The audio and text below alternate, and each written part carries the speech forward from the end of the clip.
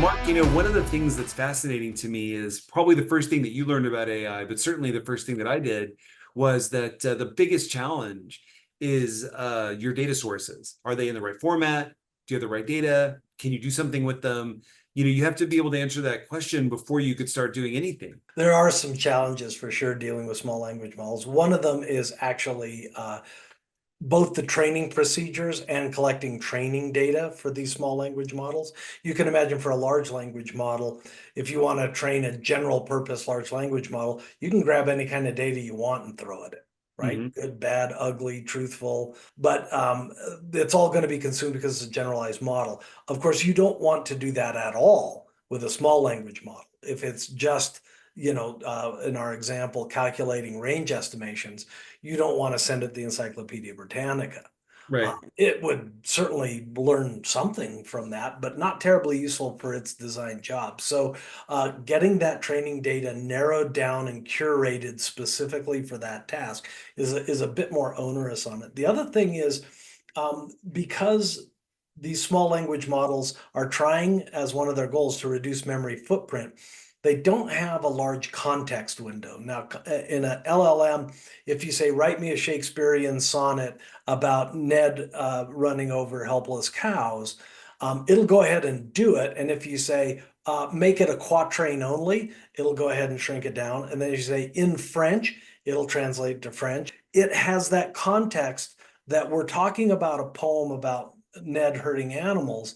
And then as we walk through the various things, that context gets brought along. Well, that requires all of that context to be, if you will, stored in memory with this Mhm. conversation.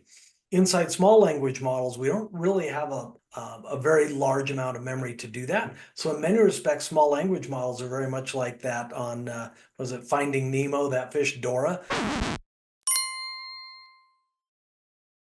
That like kind of forgets things every so many minutes, right? That's kind of the same phenomena with small language models. Because everything you just described is a data integrity problem, right? Mhm. Are you getting the right stuff inside of it? Are you asking the right questions? If it's a question of range estimation, how do you know that you've informed it with all the right things like temperature and Exactly. whatever else might impact it, right? It's just fascinating. Well, it is kind of the new frontier. I suspect we're going to start seeing small language models, kind of, if you will, be the next wave or maybe the ripple on this larger AI wave. But I do think that just about every device out there is going to have some small language model built into it that understands its purpose, whether it's a refrigerator or what have you. But it does kind of beg the question, what adjective are we going to use, right? As soon as we had a thermostat in our house, that we could look at the temperature on our phone, we immediately started using this adjective smart. It's a smart home. No, it's an internet connected thermostat. But that word smart, now we had smartphones, smart homes, smart cities. Actually, now they are, for the first time, really becoming smart, as in they could make decisions and evaluations, determinations, recommendations.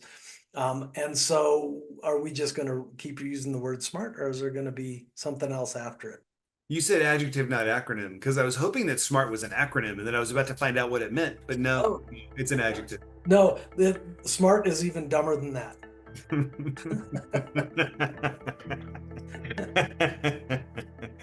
Uh,